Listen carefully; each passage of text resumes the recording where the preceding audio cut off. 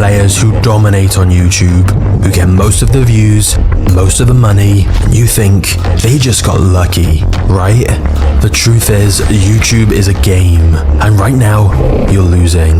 But that's because nobody has shown you the cheat codes, the secrets the top 1% of YouTubers know, but you don't. You see, YouTube is the greatest massively multiplayer online game ever created.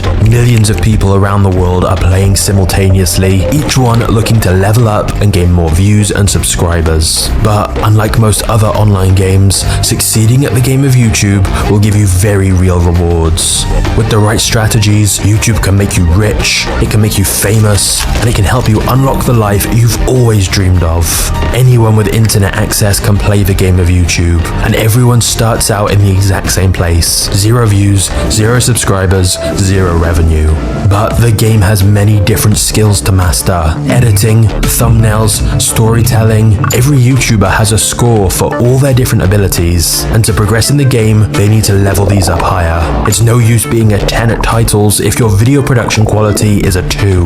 Unfortunately, there's no tutorial at the start, meaning most people are trapped at the bottom levels of the game.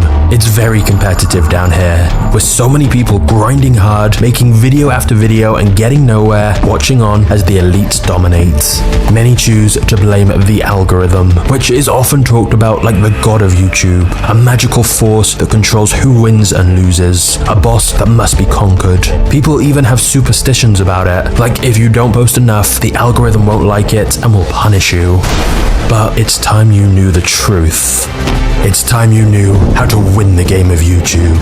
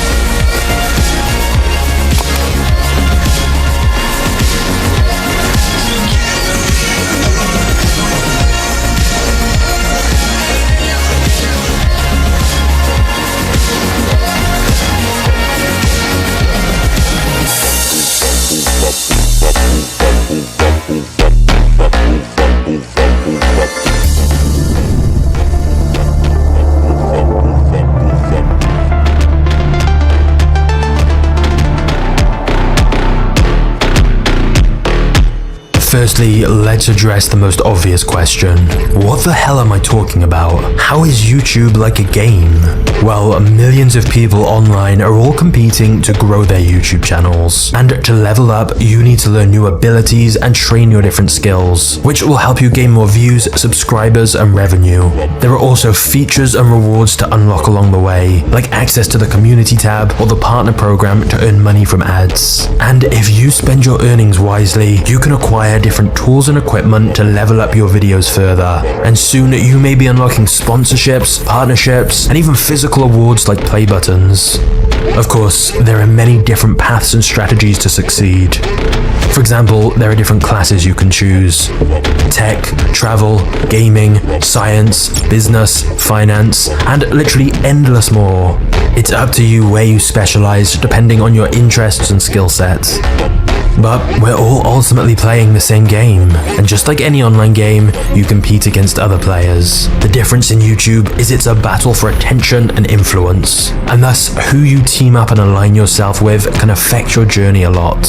A good video you make on YouTube or a comment to the right person could lead to you making a connection with someone else who then shares a useful new strategy with you or opens up new opportunities and contacts for you. It could even lead to a collaboration where you team up and share audiences so you both grow faster. Because every new video you post is an opportunity to advance in the game, but instead of XP, you're gaining views and subscribers. Now, most people start out playing the game passively as a side hobby, just occasionally posting a random video and lacking any real strategy. But the more you play the game by posting videos and testing things, the more you learn and improve, which allows you to earn more money so you can make better videos, build a team to help you, and work your way up the leaderboard. Your YouTube studio is your game equivalent of a map to show if you're heading in the right direction, a dashboard to measure your in-game performance and your channel's health and success. And just like you personalize your character in a game, you also personalize your channel and playstyle in the game of YouTube. Some choose to use themselves as their avatar, others like myself try to build a brand instead. But it's easy to forget we're all essentially competing to press the right buttons on our computer in the right order. With the right mouse clicks and keyboard strokes, you can build an empire from your laptop. However, the game is constantly evolving. New updates get added like shorts, which are currently overpowered and present an opportunity to grow faster. And the further in the game you advance, more opportunities open, including very lucrative side quests. The right strategy can literally make you millions of dollars. But different people play the game for different reasons. Some seek fame, prestige, and influence. And it's true, YouTube can let you spread your ideas and messages to the world, build an audience who love you, and even gain access to members of high society. In fact, YouTube can unlock opportunities to do almost anything you want. It all depends what your personal endgame is. For many, the dream is to turn their channel into an evergreen money machine. This is where you're a full-time creator. You wake up when you want, knowing your channel made money while you were sleeping. Genuine passive income. You look out at the stunning view and smile because you know you can work on whatever you want today and explore whatever creative ideas you desire. All of this is possible if you play the game of YouTube well. But right now, well, you're all the way back at the start, the lower levels where it feels impossible to grow. And herein lies the problem. When you start a normal online game like World of Warcraft, or my personal favorite from back in the day, old school RuneScape, there's a tutorial at the beginning to guide you through what you need to do. But with YouTube, there's no tutorial. You're thrown straight in at the deep end with no clue what you're doing or how to succeed, which is why so many try and fail and end up blaming the mystical algorithm. Sure, you may search for help, but so much YouTube advice is either outdated or just straight up terrible, like telling you to spend hours on keywords and tag research. As a result, most people never progress and wrongly believe it's now too late to grow big on YouTube, as there's just so much competition. This is why the game of YouTube can be visualized in a cyberpunk world. It's just instead of mega corporations dominating, the elite 1% of top creators dominate, whilst everyone else struggles at the lower levels. However, what if I told you it doesn't have to be that way? There's a quote I love that's attributed to Einstein, which is, you have to learn the rules of the game and then you have to play better than anyone else. And that's simply what the best players do. They understand the mechanics of how the game works and then execute better than the rest. Because YouTube is not a game of chance, it's a game of strategy. Unfortunately, most people just don't understand the game they're actually playing. In this video, we'll change that. We'll look at how you level up fast, rapidly gain views and subscribers, and the cheat codes to making lots of money from the game of YouTube so you can build the life you truly want. But first, I must warn you, most who try to play the game of YouTube fail. As with any game, each new level presents new tests for you, and there are many enemies and challenges to overcome. Haters who will attack you, videos that get demonetized, you can even lose lives in the game by getting strikes against your channel for breaking the rules. 3 strikes and your account is banned, and that's game over. Worst of all, some completely lose themselves to the game of YouTube and sacrifice their mental health in their quest for growth. Remember, don't let your health bar fall too low. But hopefully you can now see how YouTube is ultimately an online game with real-world consequences and rewards. And whether you realize it or not, you begin playing the game at the second you move from being a consumer to a creator. From just an NPC watching others to an active player of the game making content. And so, the next question is simple. How do you win?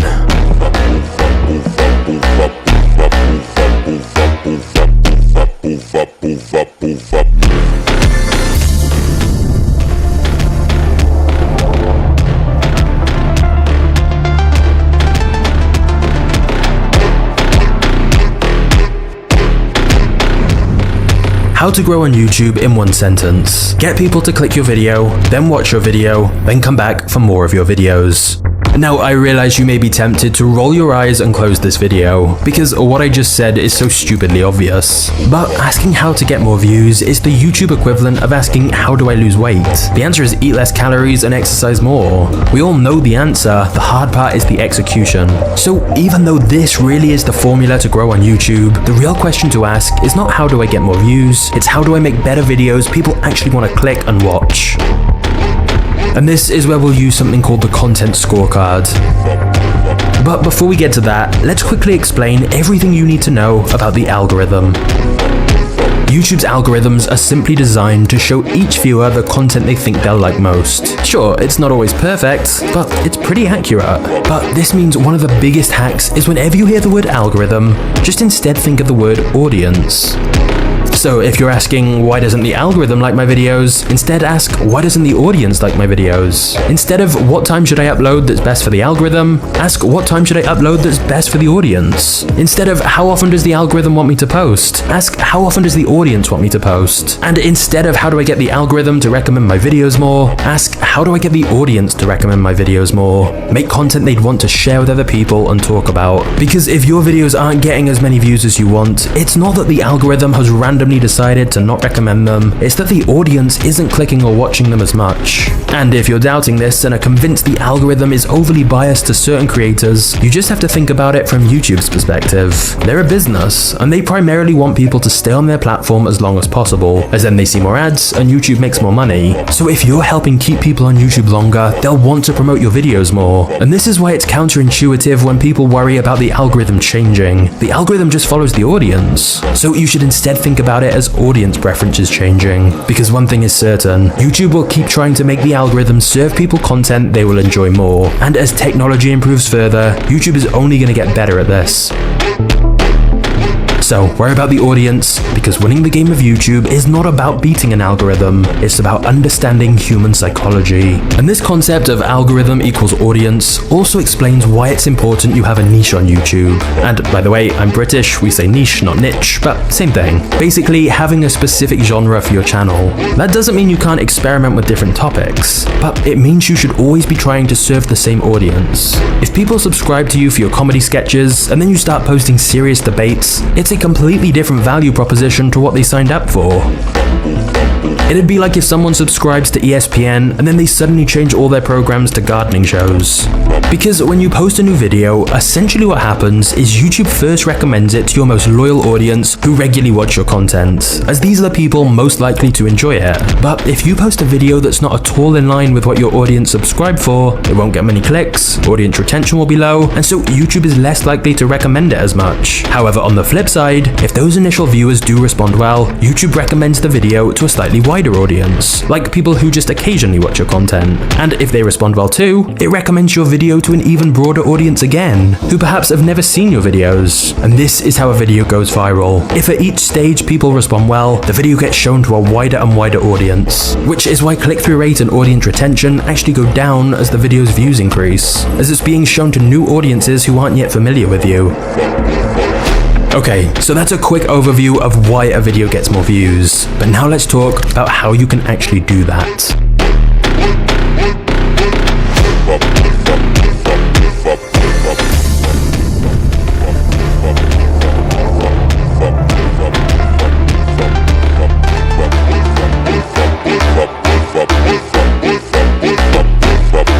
Every YouTube video can be scored on 10 key attributes, which I call the content scorecard. The higher your video scores on each of these different things, the higher your chance of success. So basically, these are the skills you want to level up. And right now, we're going to look at each one individually and some pro tips to help you immediately score higher.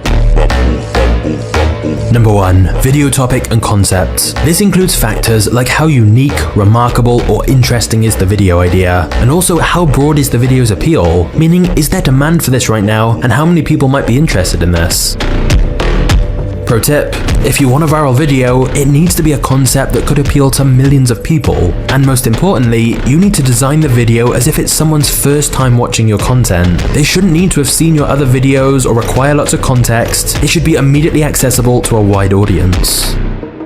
Number 2. Title. How compelling is it to click on? Contrary to popular belief, the title's purpose is not just to explain what your video is, it's your headline to advertise your video in the most interesting and intriguing way possible. It should create a feeling of, I need to click that right now. Pro tip. Studies have been done analyzing viral videos and found they tend to have shorter titles, as they're easier to understand and they don't cut off.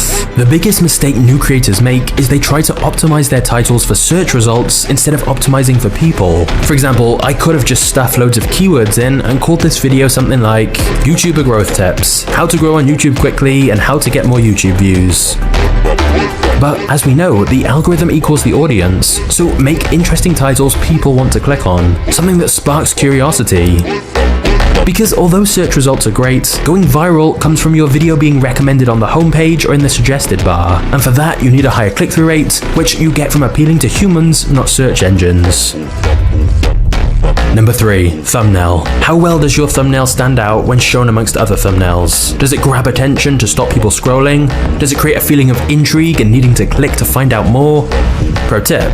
You can use a free site like thumbsup.tv to test out your thumbnail and title combination and see how it will look in different places on YouTube at different sizes. Because when designing a thumbnail, people often look at it at full size. But if most of your viewers watch on mobile, it's actually going to be seen way smaller and may not look as good at that size. Or maybe the timestamp is covering important information, so always check the preview. The good news with thumbnails and titles is you can change them after posting the video. And if you're wondering if it's worth it, the answer is a resounding yes. Most people think once they've made one thumbnail they're done, but many creators now make multiple different thumbnails and split test which works better. However, remember that click-through rate typically goes down as a video gets recommended to a wider audience, so it's important to look at click-through rate in context. For example, if a video has a low click-through rate, but it's one of your most popular videos, don't change it.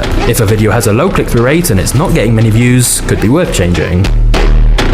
Like for me with my Nike video, it got off to a very slow start, but I could see the audience retention rate was good, I knew the video had wide appeal, and so I tried changing thumbnails. At first it did nothing, so I tried again. And then within a few days, it started to gain hundreds of thousands of views. Now, the act of switching the thumbnail itself didn't change anything, but remember the algorithm follows the audience, and more people were clicking this new thumbnail, so YouTube recommended it more. And by the way, when comparing click-through rates, always compare against your own videos. It's no use comparing to other channels and different audiences in different niches. Learn what's average for your content, and then you have a barometer of whether a video is over or underperforming. Number 4. Video hook. How well the opening of the video hooks people in to keep them watching the rest. This can be measured in your analytics by looking at what's the drop-off rate in the first 30 seconds of your video. A common mistake here is having a long generic intro that plays every video, like some random music or effects with your channel name. Another mistake is asking people to subscribe or like the video before providing any value. Or quite often people will say they're going to get right into the content and then go on a long personal ramble that's nothing to do with why people clicked on the video. Pro tip. A good video hook normally just does one of two things. Number 1, literally just get straight into the video immediately, no preamble, just get to the good stuff right away and begin giving value or entertaining, because it's clear from the title what the video is anyway. Or number 2, the video hook quickly gives a preview of what's to come and shows people why they should watch, like teasing one of the best moments that's coming up, or quickly explaining the value people will get out of the video and what they'll have learned or gained by the end. Different videos have different requirements, but the goal of the video hook is just to keep as many people watching as possible, as most people make a quick decision when they open a video on whether to keep watching it or not. And so if you want a higher audience retention rate, it doesn't matter how good the rest of your video is if half the viewers have already left because your intro was too boring. So given the intro is so important, spend extra time making sure it's as engaging and well thought out as possible so people don't click off. For example, fast pacing, text on screen, and lots of cuts tend to hold attention more. Number 5, script or plot. If you're aiming to inform or educate with your content, then how good is the research or information quality? If you're aiming to entertain, how interesting is the plot of what happens in your video? And in both cases, how well do you tell a story, and what retention hacks do you use to keep people interested in what's being said? Do you cut out unnecessary parts? Do you give the audience a reason to watch to the end? Pro tip. Psychologists have found our brains get fixated on open loops, which is when there's an unanswered question or unresolved storyline or tension of some kind, and we become desperate to know the answer or find out what happens next. But you can use this in your video to maximize attention by teasing interesting details or plot points or answers you're going to reveal later in the video. For example, I could tell you that in the next part of this video, I'll reveal the one specific change I made to my content strategy that caused my channel to go from getting a few hundred views per video to a few 100,000 views per video. And I really will share that, but this is a simple example of an open loop because you probably want to stick around and know what that one change was. Like, if you close the video right now, would you not have that little itch in your brain of wondering what was that one single thing that caused his channel to blow up? Sorry about that, but that's the power of open loops. Number 6. Presentation and assets used. There are many different ways you could present your video, and it can make a massive difference what footage you show, the music you use, sound effects you add in, and any other assets involved in presenting your contents. Now, if your videos mainly involve you being on camera, then how well you present on camera is a key factor here. But if, like me, you're not on camera much, then the choice of what B-roll, stock footage, movie clips, or YouTube clips you show becomes even more important. But for every creator, this score is about how well the video is presented and the assets fit together to create something that's compelling to watch and keeps people engaged. Pro tip: I strongly believe music is massively overlooked by many creators. Spending time to find the right songs can help create the right atmosphere for your video and give viewers a more immersive experience with more emotion. If you want to know where I get my music from that's copyright free, so you can still monetize videos, just click the links in the description below. But just to illustrate this point, let me show you the exact same thing both with and without music. The world's biggest food company, Nestle. The Nestle company. Nestle. Nestle collects millions of gallons a year from springs in Southern California. The world's biggest food company, Nestle. The Nestle company. Nestle. Nestle collects millions of gallons a year from springs in Southern California. Number 7. Editing. This not only includes the quality and creativity of the editing, like effects, motion graphics, cuts, transitions, but also how well the editing complements what's being said in the video. Because just to be clear, a good editing score doesn't always mean that there's loads of stuff happening on screen. In fact, too much and it could become annoying. A good editing score is more about whether the editing helps tell a story, the pacing flows well, and thus overall the editing holds the audience's attention and thus increases retention. Pro tip: hire an editor. Don't worry, later in this video we'll talk about how you can do that even as a small creator without much budget. Although, having said that, hiring an editor doesn't mean you no longer have to think about editing. It just means you want to be able to direct someone else on exactly what you want, rather than manually doing all the editing yourself, which is time consuming. But you still need to understand what makes an edit work well, and this often comes from analyzing successful content and figuring out why it held your attention or made you more invested. Number 8. Production quality. How good is your equipment and setup? Like, how good is your microphone quality, and how well is the recording process to make it sound pleasing to listen to? And if you're on camera, is it a very clear, high quality image, and does the video have a good background and lighting? Pro tip: if you only have the money to invest in one area of production quality right now, for most people, improving their audio quality is most important. Because most smartphone cameras are pretty decent already, so that can be your camera, and you can get good lighting for free with natural light. But one surefire way to lose viewers is audio that's uncomfortable to listen to or hard to hear. Number 9. Optimization. This is things like search optimization, description, subtitles, the connection you make between videos using end cards and playlists. Basically all the other stuff you're meant to fill in within YouTube Studio when posting a video, but that most people ignore. Pro tip: in fact, this really is a cheat code that's massively helped with my channel's growth, and I call it the end screen rabbit hole. Basically, most people end their videos by starting to say something like, "Thanks for watching guys, don't forget to like the video," and blah blah blah. And at that point, pretty much everyone closes the video as they can tell you're wrapping it up. But instead, what if the video doesn't fully end? And instead you say, now you know about this, you're gonna need to know about this. And you have an end card appear to link them to a related video of yours. That's how you create a rabbit hole effect, where they maybe only intended to watch one of your videos, but you've made a compelling case on why they should now go and watch another video of yours. And of course, at the end of this other video of yours, you direct them to a different video. And suddenly they're binge watching your content because it's all connected with these clear shoutouts and end cards at the end of every video. This also trains the YouTube algorithm to recommend your content more in suggested videos, as it can see people who watch video A of yours often then go and watch video B. Number 10, community and connection. This is how well the creator connects with their audience and builds a relationship. This can be through personal stories, showing behind the scenes and being transparent about sharing things. It can also be about replying or hearting comments, having in-jokes or language their community uses, and even just asking people to subscribe, comment, or engage with the video, as engagement is a key part of building a community. Pro tip, give the audience one clear call to action. So don't say, please like, comment, share, subscribe, ring the notification bell, tell your friends, write me a love letter, and loads of other things, as people just blank it out. Instead, after you've just had a really useful or interesting or entertaining part of your video, and the viewer is at their most receptive, make one ask. And you'll notice I almost always ask people to turn on the notification bell. The reason is because just subscribing doesn't guarantee YouTube will show them my future videos, whereas turning on notifications means every time I upload, they'll get notified. Okay, so those are the 10 attributes of the content scorecard, and depending on the niche you choose to specialize in on YouTube, some of these may vary slightly, but pretty much every video can be scored on something similar to this, and each one is ranked out of 10, meaning the best possible total score for a video is 100 out of 100. However, don't lose track of what we said earlier. To grow on YouTube, you get people to click your video, then watch your video, then come back for more of your videos. That's all it really is.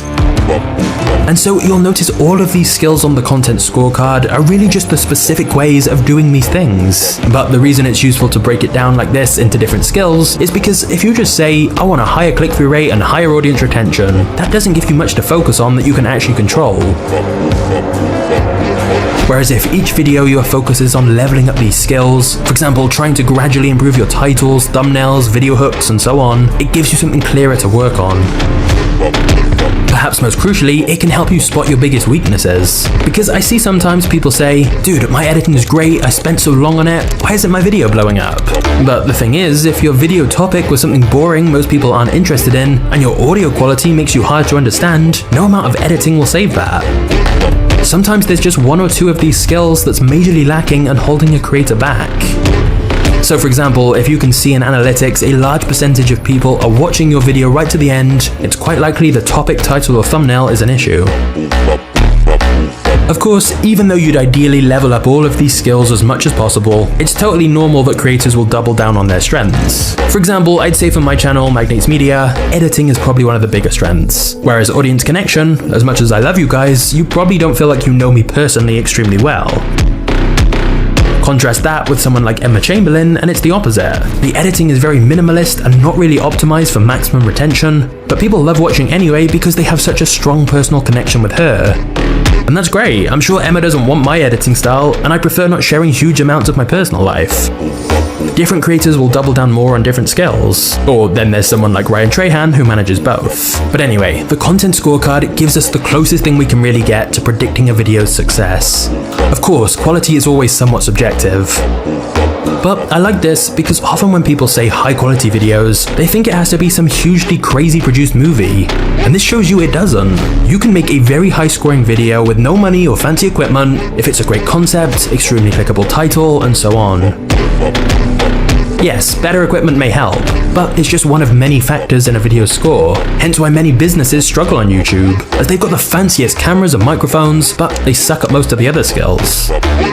However, after realizing how many different elements go into each video, I know it can feel like a lot. Right now, you may be thinking all of this sounds a bit overwhelming. The good news is, with the strategies I'm about to show you, it doesn't have to be. Let's talk about how to make everything much, much easier.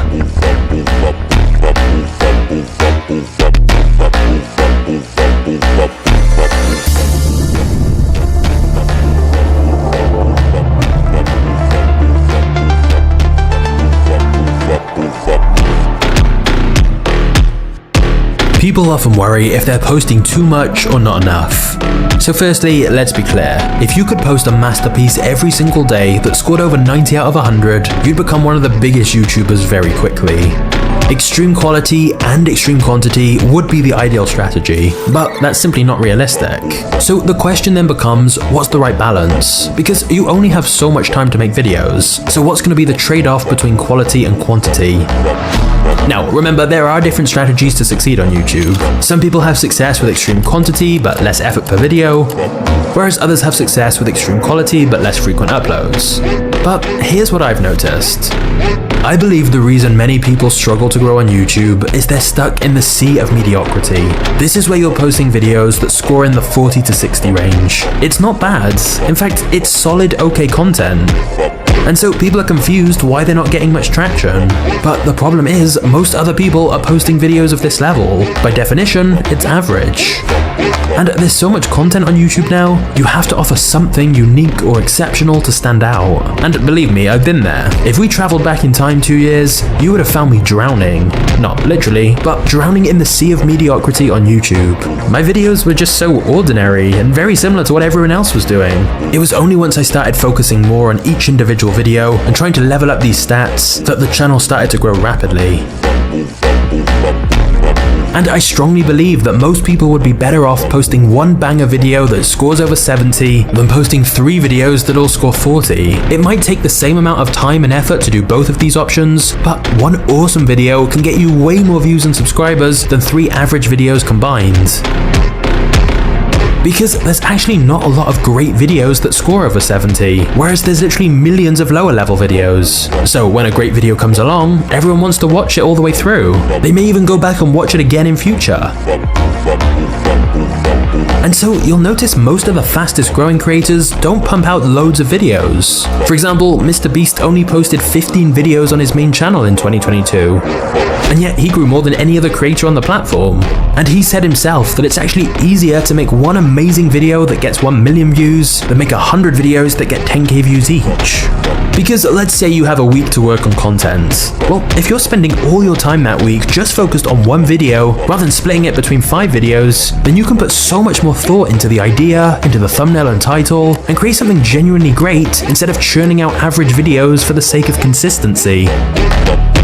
The simplest way to think about this is the concept of the purple cow from Seth Godin. Imagine you're going on a journey through the countryside and you're looking out the window. For miles and miles, you just see acres of field filled with cows. And sure, it's fine, but it's literally the same sight over and over again. And you've seen plenty of cows before. It gets a bit boring and repetitive because everything looks exactly the same.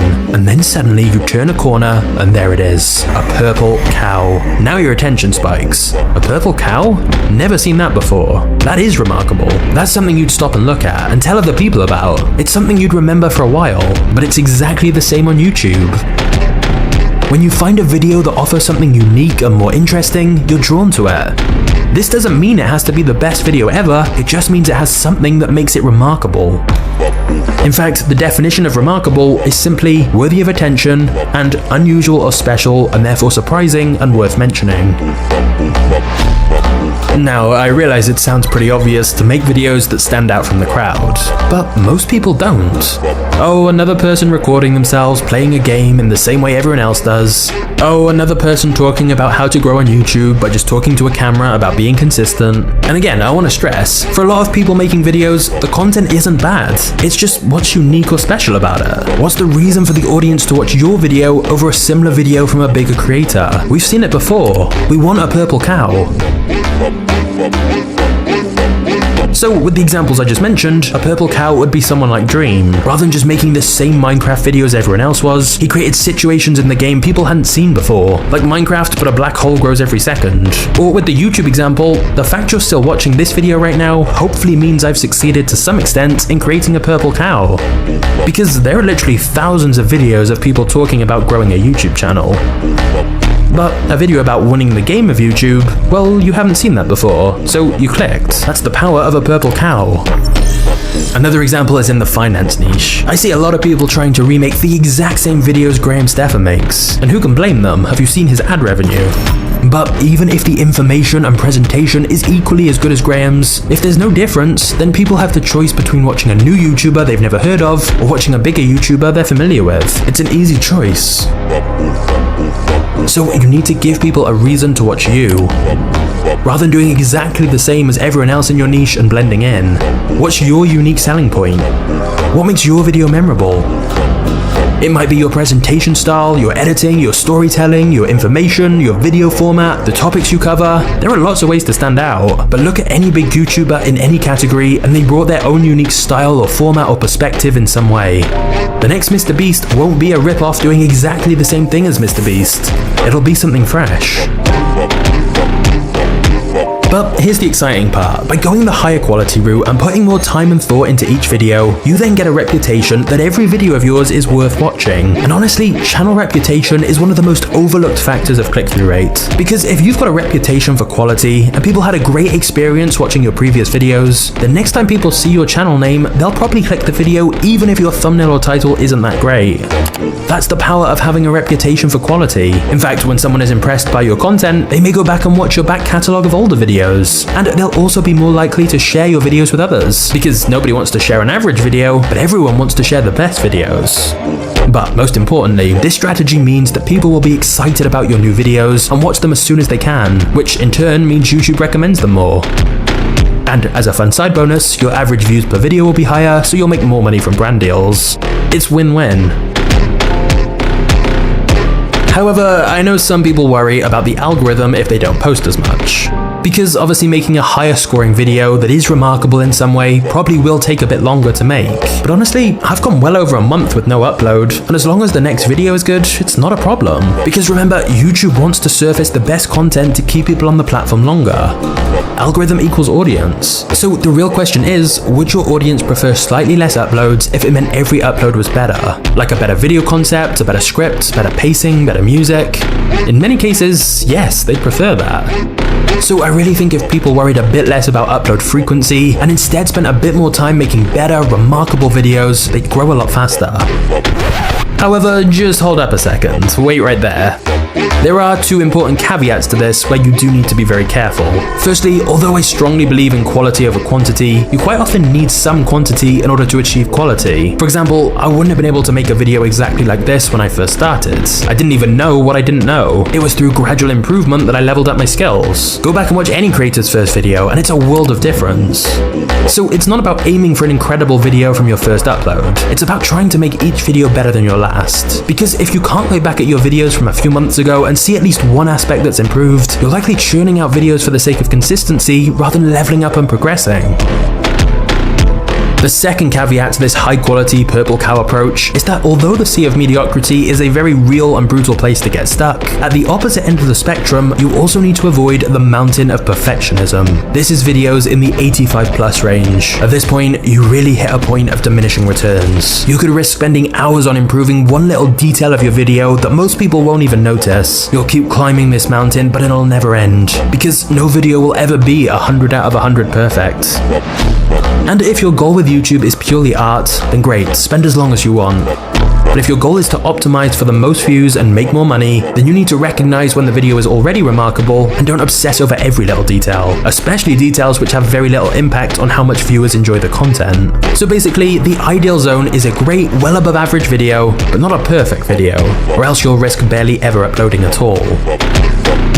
Now, when I say this, some people will think, oh cool, my video's already great, and that's because most people massively overrate their own content. Of course, score is somewhat subjective, but luckily, data is not. This is where analytics come in. For example, if you rate your video hook highly, but in your analytics 40% of people leave after 30 seconds, your video hook needs a lot of work next time. So brutal honesty is required when assessing where you need to improve. If possible, team up with some other like-minded creators to share honest feedback with each other.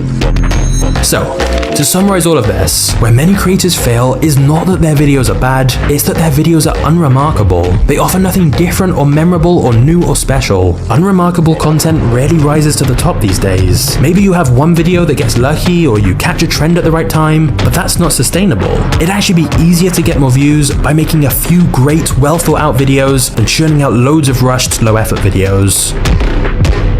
And this is good news. It means you can spend more time making something you're proud of, and you can get creative with your content. YouTube gives us this incredible opportunity to make money by creating whatever we want, so why make the same as everyone else? Sure, definitely take inspiration from other creators, but add your own twist and be different and creative. Get weird with it. Do you have any idea how ridiculous it is to make a video about YouTube being an online game with a cyberpunk aesthetic? But I guarantee you'll remember it, and I've had fun making it. So don't give yourself an arbitrary upload schedule if it means you churn out average content. Work on leveling up a little more each video instead and aiming for content that's remarkable. Now, I realize that the problem with this strategy is it may seem demotivating to put a lot of work into one video if it doesn't then immediately blow up and go viral. At that point, many people then swing the opposite direction and just pump out lower effort content instead. But before you do that, I want to introduce you to one of my favorite parts about the game of YouTube.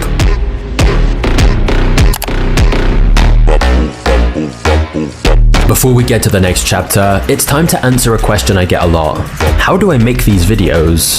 Well, a big part of that is down to today's sponsor, Storyblocks, a curated stock library with everything you need to create high quality video all in one place. I've been using Storyblocks to help make my videos for years now, and it has over 1 million 4K and HD video clips, templates, songs, sound effects, images, and more. So for example, say you're making a video about space. You can literally just type space in their search bar and get countless great cinematic clips for your video. You could then even change your search to music to find the perfect song to match. Honestly, it's been such a time saver for me, and so if you're a content creator, I highly recommend checking it out. And unlike most other stock footage, instead of paying for every single clip, which is expensive, you get unlimited downloads with the Storyblocks subscription. So you can download whatever you want with no extra fees. So to get started with unlimited stock media downloads at one set price, head to storyblocks.com/magnates or click the link in the description.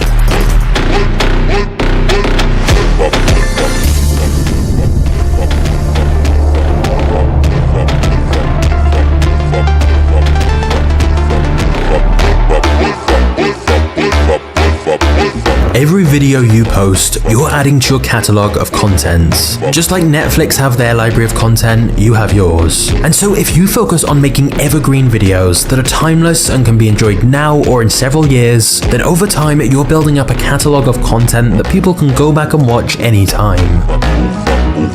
And if you follow the strategy we just talked about of creating higher quality videos, people definitely will go back and binge watch your older content, especially if you use the end screen rabbit hole technique I mentioned earlier. So basically, every time someone new discovers your channel, they'll check out your other videos as well, but it gets even better. Because unlike with most social media, where the majority of views on a post come in the first few days, YouTube genuinely will keep recommending your videos for years if they're good enough. I have videos from over a year ago still getting thousands of views every single day because of YouTube still suggesting them.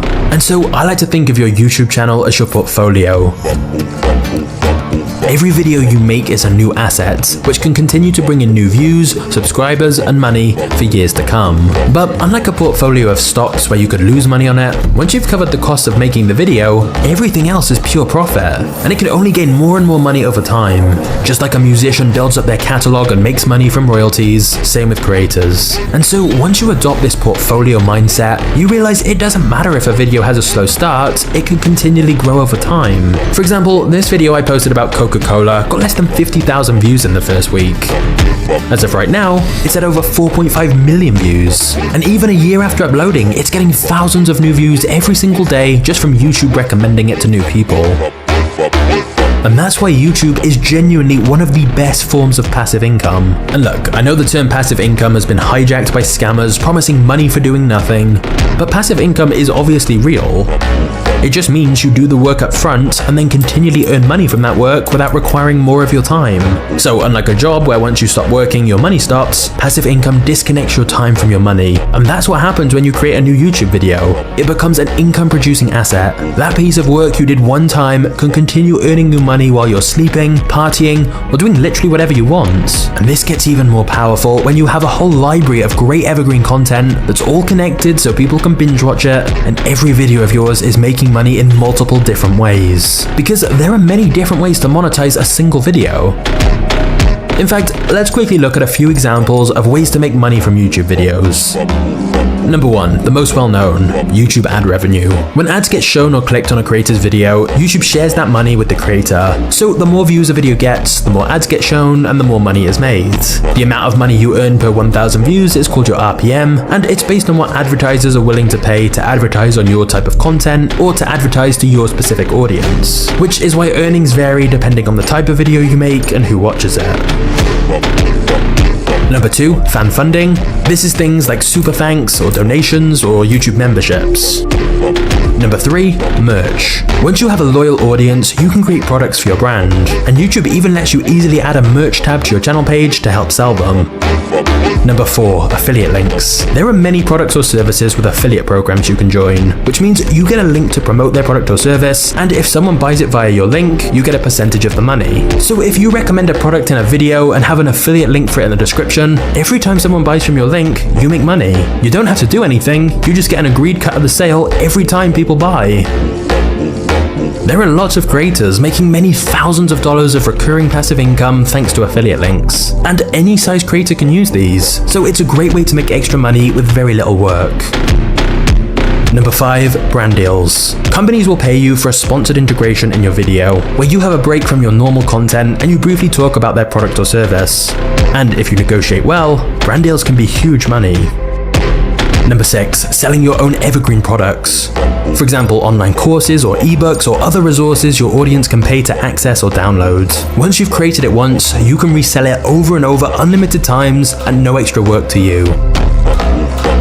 Number 7, selling your own services, like booking a call with you or offering your skills to others. For example, if you run a fitness channel, you'd be able to charge very premium prices to offer fitness coaching or be someone's personal trainer. Same with any niche. Imagine how much the audience would love to work directly with the person whose videos they've been watching. Number 8, selling your own physical products. In the game of YouTube, many choose to go on side quests where they leverage their influence from YouTube to go into other ventures and build their own separate companies. This is the reason some YouTubers will become billionaires, by building whole businesses thanks to the power of their YouTube brand. Some of the most popular examples are KSI and Logan Paul with Prime, or MrBeast with MrBeast Burger and Feastables. And there will be many more, because whilst this is definitely more advanced, creators don't do all of this themselves. They team up with others to help them build these businesses. But honestly, there are endless different ways you could monetize a single video, because once you have someone's attention, you can direct that attention anywhere you want. And so the crazy part is, one single video can give you many different income streams. For example, you could have a YouTube video that's making money from ads every time someone watches it, but also making money from affiliate links in the description, where you earn commissions on every sale, but also making money from super thanks and donations, and then also making money because you mention your own product or service in the video. And thus, that one video can be bringing you endless free organic marketing and sales for years to come. So hopefully you can now see why it's so worth making great content to put in your YouTube portfolio, as it can be seen for years, and one video you make now could earn you huge amounts of money. And this is why I really think long-form evergreen content is so powerful. Because it means even if you take a break and don't post for a while, your channel is still growing and making money, which means you're not in the social media hamster wheel of feeling you need to be constantly posting new videos. For example, in January, I posted just one video, literally one, and I did no promotion, no community tab posts, nothing, and yet the channel got about 8 million views on long-form content, which led to over 1.2 million hours of watch time and over 82,000 new subscribers. And pretty much all of that was just from old videos, some of which I made over a year ago. That's the beauty of having a library of evergreen content. And so I feel like there's a new metric we should all think about more, which is baseline revenue. Which means if you don't post for a month, how much money would your channel make just from your previous videos? The more quality evergreen content you post, the higher your baseline revenue, which allows you the time to go and do other creative things, as you're not stressed about constantly pumping out content. For example, if a channel gets 8 million views a month on old content, and let's say has a $6 RPM, that'd be $48,000 of baseline revenue just by posting no videos. And obviously, that's just ad revenue, not even factoring in that those videos may be making money from other things too, like affiliate links and selling your products or services. Now, to be clear, I'm not saying it's easy, and of course it takes time, but clearly having lots of long-form evergreen videos in your portfolio making you money on autopilot sounds pretty good. So now let's look at the fastest way for you to get there.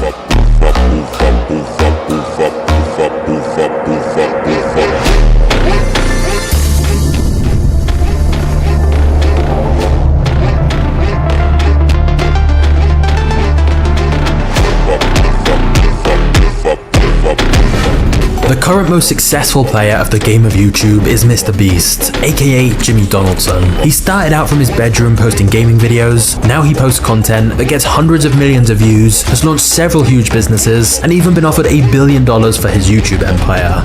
You've been offered $1 billion for your YouTube channel? With all the companies, yeah. But he turned it down. He's not done playing the game yet. There's no doubt this is an amazing rags to riches underdog story, and shows how anyone can go from their bedroom to having a huge team making epic productions and completely change their life, all by playing the game well. But here's a crazy stat for you. When MrBeast uploaded his 100th video, he only had around 730 subscribers. Let's be honest, that's pretty terrible. Now, when most people hear that, the lesson they take is that they just need to keep posting more and more videos, since clearly it takes hundreds of videos to get any momentum. But that's not actually true. The real reason MrBeast started blowing up is not because of consistency. After all, they say insanity is doing the same thing over and over again and expecting different results. Instead, he worked on continually improving his videos and leveling up his stats. The first big change happened when he got his first sponsor. And now most YouTubers, when they finally get a payment from a brand, would simply cash that money in their bank. But not MrBeast. Instead, he spent all that money on his next video by filming himself giving the sponsor money away to a homeless person. At the time, that was a remarkable purple cow video, and so the video went viral, which meant he then got an even bigger sponsorship. But once again, he reinvested that money back into content as well. He kept using the money to make bigger and better videos. And thus I present to you the MrBeast Flywheel. By reinvesting the money he made back into the channel, it allowed him to start building a bigger and better team, which meant he could improve production and make an even better video. And because it's a better video, it gets even more views, which leads to more opportunities and more money. But of course, he then just reinvests that money back into the channel again. So this growth cycle repeats over and over, and thus his channel grows faster and faster, and his videos get better and better. And this process keeps happening on an endless loop. In fact, doing this allows him to make videos nobody else can.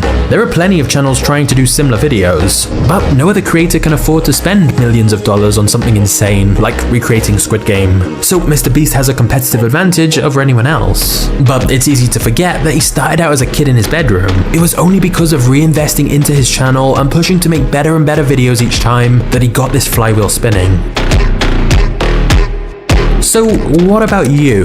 Yes, you right there. I'm talking to you specifically. I'm definitely not saying you should do exactly what MrBeast does with giant stunts. In fact, this flywheel concept is evidence of why you shouldn't try to just copy MrBeast, because you won't be able to compete trying to do the exact same thing. But the core principles of this apply for every channel. And it surprises me how many creators immediately want to cash out all the money they make from YouTube instead of using that money to improve their content or grow their team. Because sure, you could take all the money out right away, go buy some fun stuff, perhaps invest some of it into the stock market, but that means you're investing in other people's businesses which you have no control of, instead of backing yourself and your own business. And of course, I'm not saying reinvest every penny you make so you're broke. But if putting money back into your channel allows you to buy better equipment, produce videos faster, execute on more interesting ideas, in the long run, that's probably a very wise investment. And fun side bonus, if you're reinvesting that money back into making better content and growing the channel, you're not paying taxes on that money as it counts as a business expense. Thinking more long-term like this is what allows you to create a growth flywheel of your own. So when you do decide to finally cash out, you're not just getting side hustle money, you're getting empire money. But here's the main takeaway from this. Your YouTube channel is a business. You're not just a YouTuber, you're a media company. These days, creators aren't just trying to become the next PewDiePie, they're building the next Netflix. And to do that, it's time to assemble your dream team.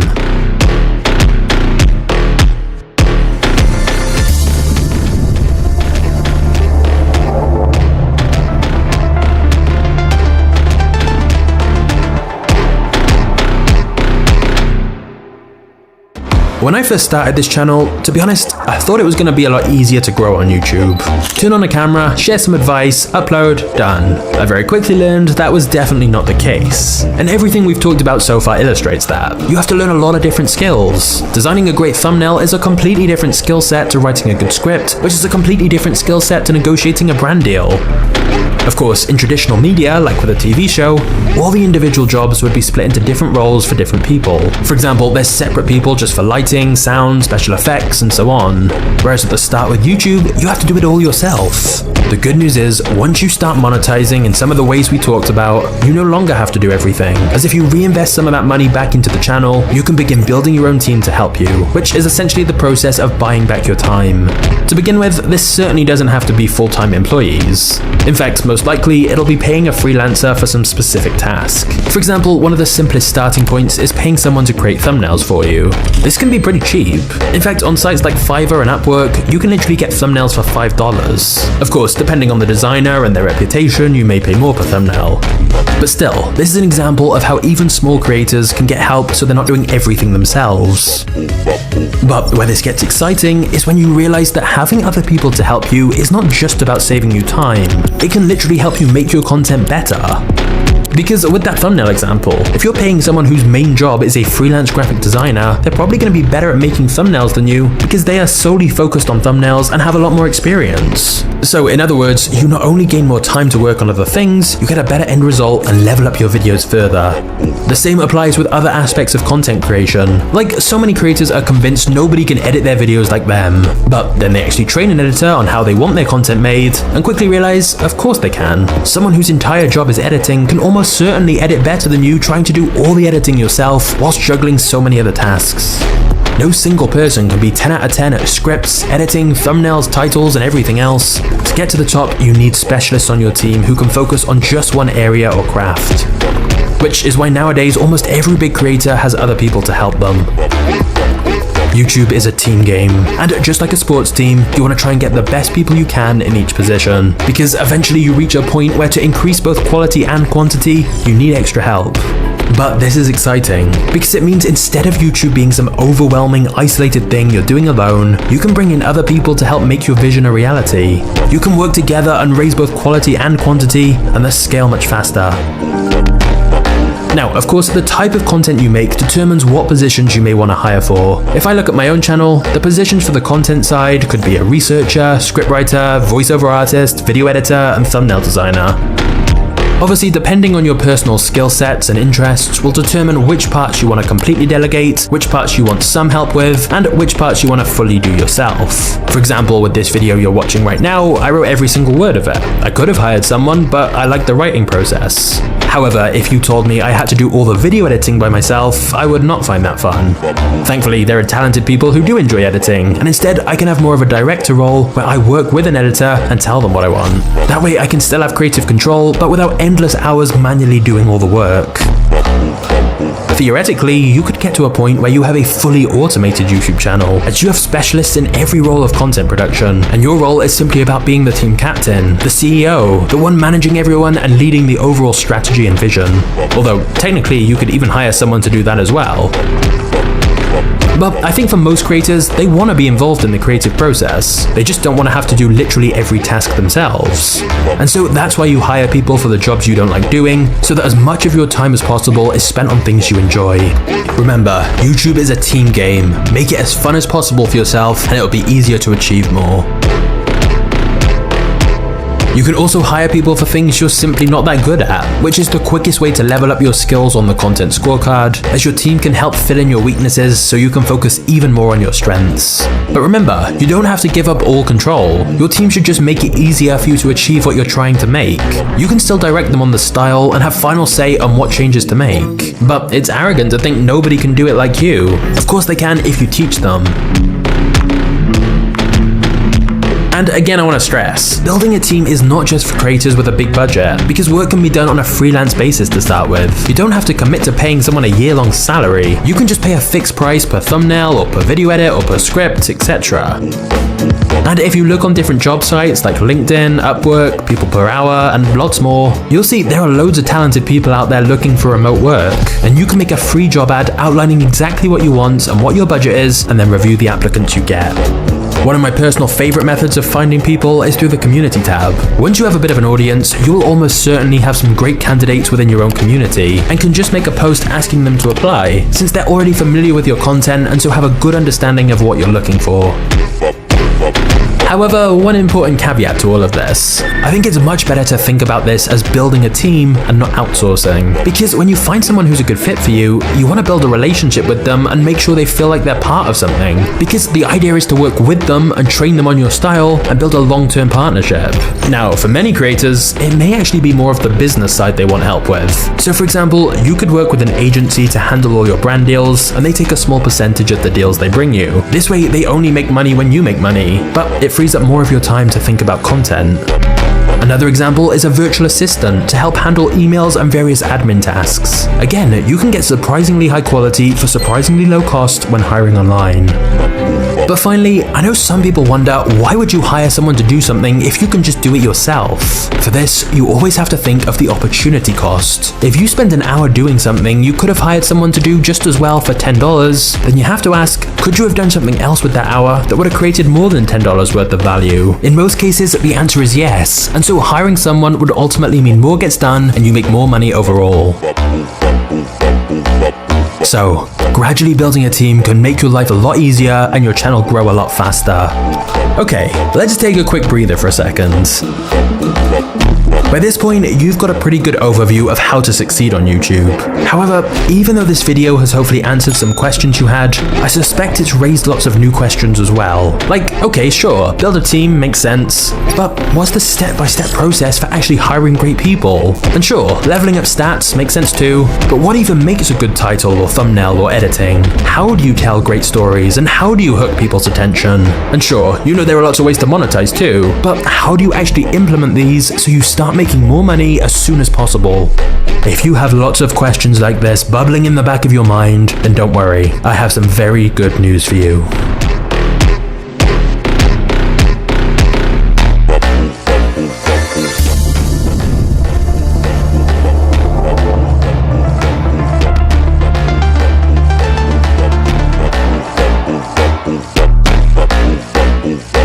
By now you can see how YouTube is like an online game, but with incredible real-life rewards. You can literally get rich by making content you enjoy making, and then have a team to help you make money on autopilot. You can do this from anywhere in the world while traveling, or literally from your bedroom. And you don't even need to show your face on camera or use your own voice if you don't want to. However, in a perfect world, what you'd have is a literal step-by-step system guiding you through everything. You wouldn't need to go and research a million different things, because all the answers you would want would be in one place. All the lessons and strategies from someone who's already done it and knows exactly what you need to do. Well, I have some very exciting news. For a while now, I've been working on a secret project. It's the greatest thing I've ever made, and it's finally here. My full YouTube system, a brand new course that teaches everything you need to know about building your own successful YouTube channel. The end goal of the course is to get you to become a double YouTube millionaire, which means 1 million subscribers and $1 million of revenue. But not just that, I want to help you make money by creating content you're proud of, high quality videos that you enjoy making and people love watching. I chose business stories because I enjoyed learning about them for free, so to be able to monetize that was incredible for me. But maybe you enjoy true crime, or sports, or history, or scandals, or tech. You could literally make videos about anything, as the principles in this course will work for any channel. Now, I'm not going to tell you that you're going to become an overnight millionaire like a lot of gurus try to tell you, but I truly believe this course I've created is the fastest way to build an incredible channel that makes a lot of money, because I'm sharing all the secrets and strategies I know.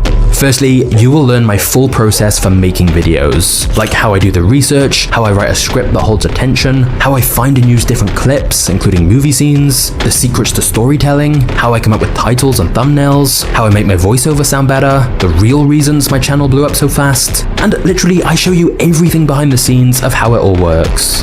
Another thing I know many of you are going to love is that you'll learn how to edit high-quality documentary-style videos just like this. There's literally hours of tutorials from my editors showing you step-by-step how to make content like this, including the exact workflow of a video, and even how to replicate specific effects I use in my videos. So by the end of the course, you or your editor will know how to make high-quality documentary videos, so you can start making viral videos about whatever you want. But not only does my course show you how to make great videos and how to build a huge audience, it also helps you turn your channel into a money-making machine. For example, you'll get my step-by-step process for finding, hiring, and training team members, so you can have your own dream team to help you. You'll also see the hacks that I use to save me time and organize everything, and all the software and equipment I use. And we go in depth on monetization, like how you should price yourself for sponsorships, and how you can negotiate way more money. All of those things big YouTubers never normally talk about. You're gonna see behind the curtain of what running a 1 million subscriber channel really looks like, and how you can do the exact same thing yourself. I'm even including my full list of YouTube cheat codes, the things that make a huge difference but that most people have no idea about. In other words, this course is everything you could possibly want to know about building a 7-figure YouTube channel that gets millions of views a month. Now, most people would sell this as a bunch of different courses, like a YouTube growth course, a video editing course, a writing and storytelling course, a brand deal course, a course for hiring and automation, and so on. And yes, I could almost certainly make more money by doing that. But I wanted to create an all-in-one system with everything you need in one place, so you don't have to buy anything else. Part of the reason I'm doing this is I want to make sure it's worth at least 10 times the price. But I also think a lot of people don't even realize what information they're missing, which is why an all-in-one system like this is the best way to ensure you succeed. Because the truth is, I haven't just built you a YouTube course, I've built you a whole world. A place you can come back to anytime, no matter what stage of your YouTube career you're at, and get the exact help you need. So if you've ever wanted an editing course from me, this is it. If you've ever wanted to know how I make these videos from start to finish, this is it.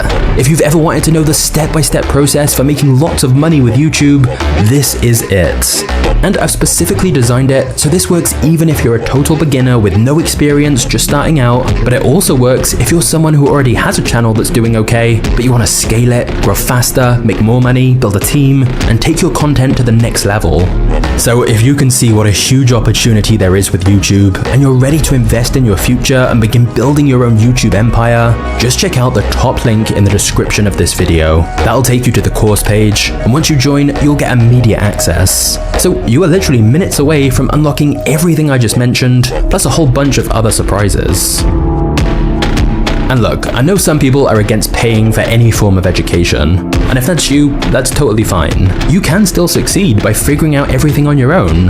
Obviously it's harder because you don't know what you don't know, and there's so much contradictory and outdated information, but I'm not saying you can't do it alone, because that's what I did at first. The problem is, it took me over 3 years of doing YouTube full time to figure out what I know now. The reality is, you pay either way. You either pay in time or money. And looking back, one of my biggest regrets is that I wasted so much time trying to figure it all out myself, just using free online videos. It's actually kind of depressing how much money I lost out on because of that. Because if I'd known back then what I know now, this channel would be so much bigger and I'd have made so much more money. And the really sad part is, some creators spend even more years working on their channel and never figure it out. So I've come to realize that the rich are rich because they buy back time. Sure, you could just go and watch the same free YouTube advice videos I watched and spend years aimlessly trying to figure it out, or you can just get my blueprint of exactly what works, with all the resources I use nicely laid out for you in a step-by-step system. Basically steal all of my proven strategies and avoid all my very expensive mistakes. Because there's no need for you to make those same mistakes when I can just tell you what works. I've put in tens of thousands of hours so you don't have to. Why not just get immediate access to all my lessons and systems rather than trying to figure it out yourself? Personally, investing in my own education has gotten me higher returns than any other investment I've made. People don't get rich from index funds and savings accounts. You get rich from building something of your own, and I am giving you the blueprint of how to do it. And you know this works because you can see my channel. You can see the growth I've had. You can see the content I'm making. And so if you want to know everything I know so you can do the same, this course is what you need. In other words, this course is aimed at people who understand the crazy exciting opportunity there is with YouTube right now and want to capitalize on it as quickly as possible. It's for people who want a system to follow that's proven to work and contains everything they need to know all in one place. This is for people who really value their time and know free content can often end up costing a lot more in the long run, as it can give you the wrong information or overwhelm and confuse you, or just lack the nuance and organization you need. Ultimately, this course is for people who are serious about making their channel a success and are willing to invest in themselves. Because I truly believe this course is the fastest way to grow an incredible YouTube channel and make a lot of money from it. Okay, so hopefully by now you can see that there is really no other course like this on the market. And I'll admit, people have been asking me to make a course like this for ages, but at first I was hesitant. The truth is, it's taken me so long to learn all this, literally years of trial and error and expensive mistakes, and so to just reveal all my secrets is a bit scary. So firstly, spaces for this are going to be limited. That way these strategies don't become widely known, and it also means I can get to know all the course members and actually offer personalized help. And secondly, this course isn't going to be cheap because this is a very premium, high-quality product.